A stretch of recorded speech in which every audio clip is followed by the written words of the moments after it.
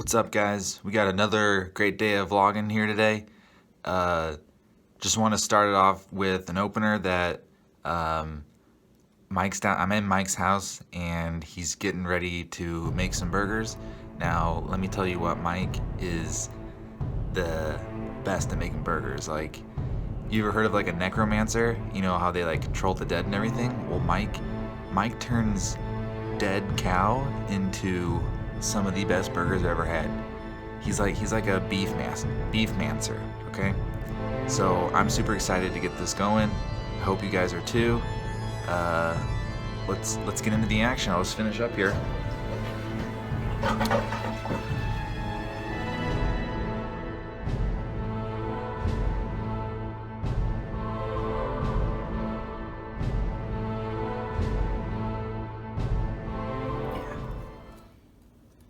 So Mike, can you tell us what's going on right here? Well, I'm cutting onion. You know that. You have eyes. I'm not just talking to you, I'm talking to the viewer too. It's impossible to not know what I'm doing right now. So Mike, you excited for today? I like burgers. So what do you call these burgers of yours? They're acceleration burgers. I call them that because you have to cook them faster and faster, otherwise everything will turn into crap.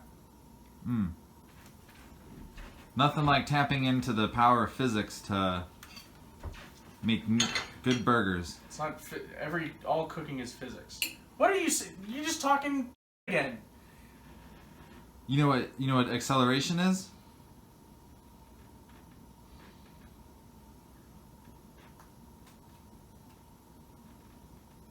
Yeah, I know what acceleration is. You wanna? I don't understand it well enough to explain it to you, but I know what it is. All right. Well, I'm excited. It's when stuff go fast. Mm-hmm. Go faster, not just go fast. That's just speed. Combining the power of physics with fine dining. I'm not even using it in the physics sense. I'm just saying you have to go faster when you cook these. That's what makes them acceleration burgers. If Sonic had a favorite burger, Sonic would enjoy these.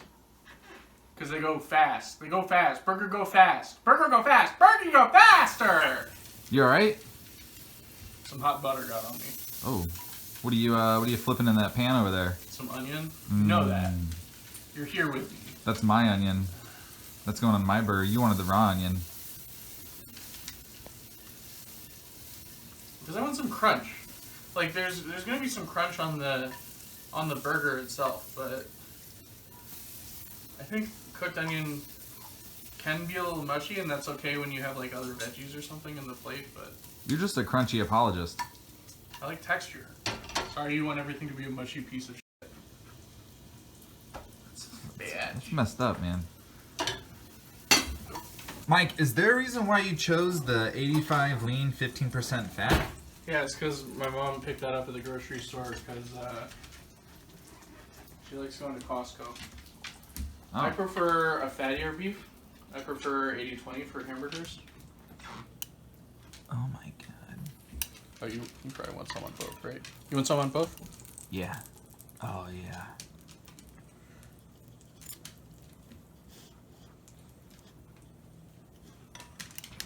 The grill is up. Mike's got his drink.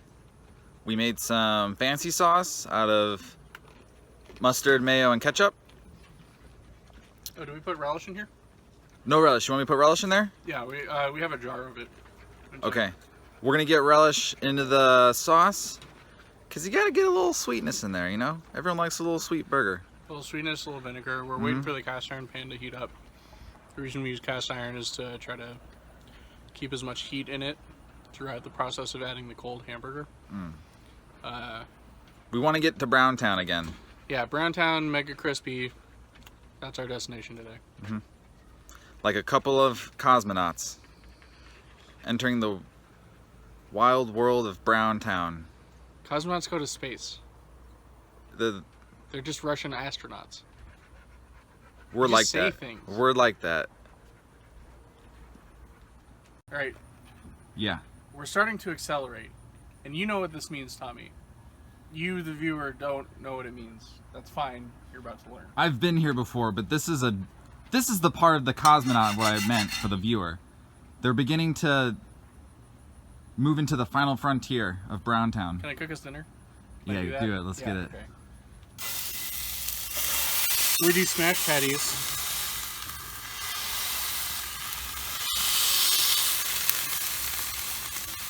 I think it's just easier to season after. And we're going to season the other side too. I go pretty heavy on the salt because a lot of it stays in the pan. But the most important thing is to smash out as quickly as you can because we want to maximize the crispy brown parts that are in contact with that red hot skillet. I just want to point out to the viewer that, like, you see how Mike is using a two-hand technique on the spatula? That's not something that a rookie would do. This isn't Mike's first rodeo when it comes to Bergen. I didn't learn this in school because I didn't go to school. That's right. I don't have a degree. Who needs it? Well, a lot of people. Well, according to social mores. In fact, I'm at a severe disadvantage for lifetime earnings based on the fact that I don't have a college degree. And that's bullshit.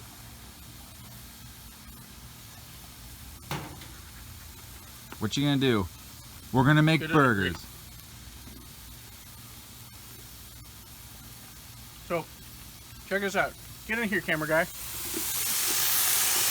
Ow, not Jesus.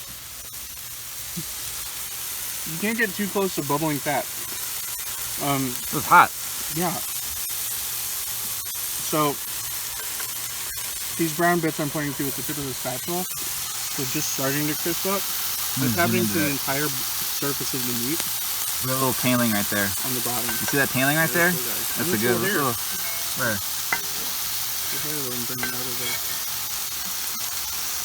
Cooked hair adds a little bit of depth to it. No, we don't like hair in our food. But yeah, basically I'm going to let this go for a little bit. It takes almost no time for these to cook because they're so thin. But what's going to happen when we flip, and you'll see in a second when we do, is that the bottom is going to have a nice, completely dried out crisp on it. And that's the point of getting the pan so hot. Heat is... It's all about heat control when it comes to making burgers. Well, I mean, I don't really control it at all. I just set it on as high as it can go, and then that's why they're acceleration burgers. I have to work faster and faster to compensate for the fact that I have zero control over what I'm doing. You command the heat. I mean, okay, so when I flip these, I'm trying to be as quick as possible, and I'm trying to scrape up as much of the nice brown stuff as I can. So I'm putting a lot of pressure down on the cast iron, and I'm really scraping. And see, clean pan on the bottom, and the brown stuff left, and Wow. That's an integral burger. You see how it kept its shape? That's how you know it's bounded to itself. And I don't know if you can tell this because of the outside light, but this is really nice and crispy brown. There's very little moisture left in there. And if you take a look at the other burger that we haven't flipped yet, it's still very wet, and it's kind of like the gray meat that you see when if you were to like boil a hamburger or something. So I'm gonna do the same thing with the other one now. I'm gonna keep a lot of pressure down. And I'm scraping up.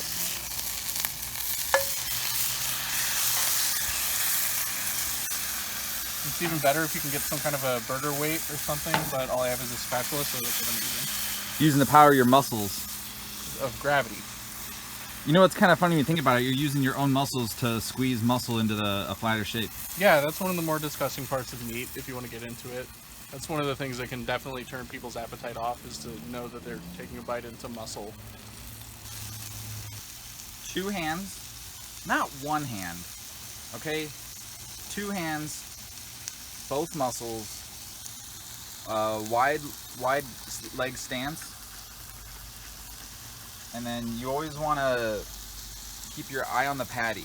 Don't be looking around. Don't be looking around up in space when you're pressing these son of a bitches. You want to push. So how do you know it's ready to flip? I know when it's ready to flip when basically all the redness is gone. That's when you know it's ready to flip. And you want to make sure it's in constant contact with the pan so you can develop that brownness. That's right. What town are we headed to? Brown Town! What town are we headed to? Brown Town! Hell yeah! Scrape that boy. I'm scraping it. Oh yeah! Look at that crust. Look at that fucking. That is brown. Ooh, doggy. Beautiful brown. Let me cheese you real quick. We got a little flame kiss right there. Cheese me, Michael. Alright, your cheddar sire. Thank you. Actually, we're using American. Why do we use American cheese, Tommy? American cheese is the first and foremost most American cheese that's out there. It's got the lowest melting point known to mankind, and it just pairs well with burgers, like white wine and fish. Here, can you hold on to this camera for a second? Yeah. Like Flip it around for me. like Yeah, everything Tommy said was wrong. We use American cheese because it does melt easier. A lot of people say American cheese isn't cheese. American cheese is cheese. It has gelatin added to it. It makes it meltier. If you want something to melt and you're not really looking for the flavor of the cheese specifically, although I think certain American cheeses taste great, American's where you want to go. Or any kind of a processed cheese product.